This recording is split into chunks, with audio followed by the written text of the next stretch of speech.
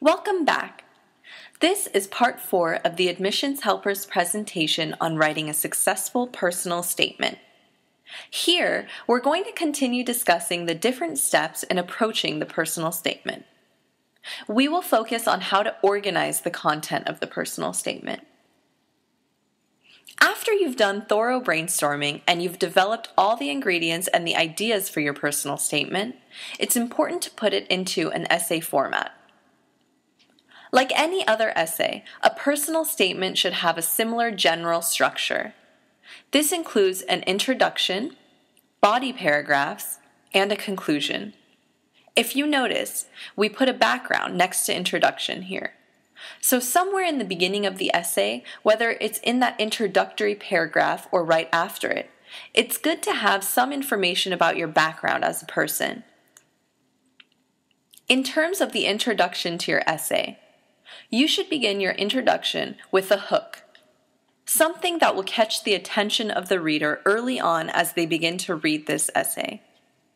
Generally, it's good not to begin with patient anecdotes, as they tend to be overused and thus may not be as effective in grabbing the attention of the reader. It's good early on in your introduction, perhaps as part of your thesis statement, to describe in a few concise sentences why you want to pursue the profession that you are pursuing. Essentially, provide a preview of what you will discuss in further detail throughout the body of your essay. In the background section, you want to talk about who you are as a person, your upbringing and your family, and how this upbringing influenced you as a person, and how it influenced your motivations and your drive to get into the career that you're pursuing.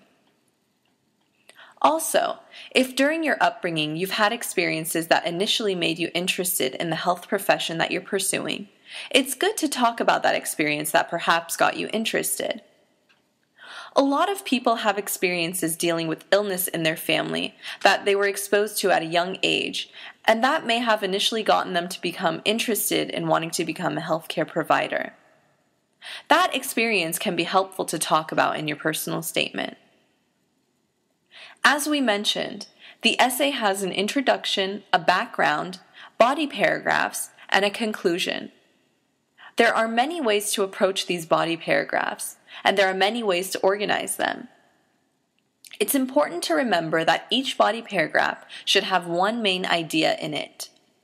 And each body paragraph should start with a general idea with what the paragraph will be about, and then transition into the specifics. And at the end of each paragraph, you want to have some kind of concluding sentence that brings it all together and brings together the important themes of that paragraph. Finally, after you've written the body paragraph, at the end you want to have a conclusion. This conclusion should be a review of what you've discussed in the essay, and it should bring together all your various strengths and draw some kind of finality about why you would be a good candidate. This is where you drive home that point that you should be accepted into their medical school, dental school, or pharmacy school, etc., based on the qualities and experiences and the motivation and drive that you have. And this concludes part 4 of our presentation. In part 5, we will look in a little more detail at how you can organize the body paragraphs of your personal statement to make the essay more concise and coherent.